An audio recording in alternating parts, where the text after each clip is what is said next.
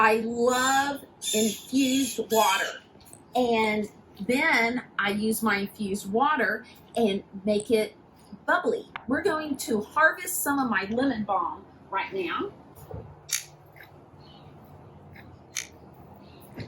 That should be enough.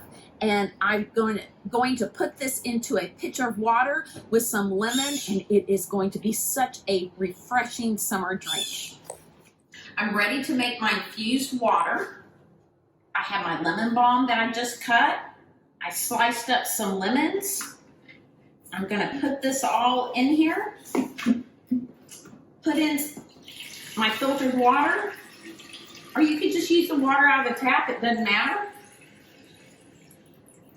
And let it sit for a bit. And then as I drink it, I just keep adding water to it for a few days. And it has such a fresh taste. Well, the water's been sitting for a while in the refrigerator, so it should have a nice fresh taste now. So I'm gonna fill up my water container and let's take it to the SodaStream. So you just put it in. There you go.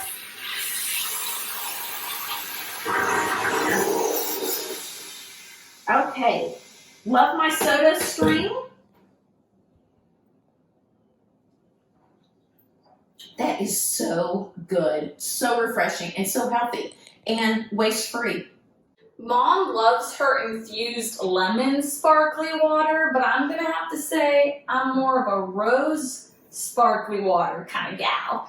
Mom found this at our local Mediterranean shop, and it's literally distilled water, concentrated rose water, and natural rose flavor.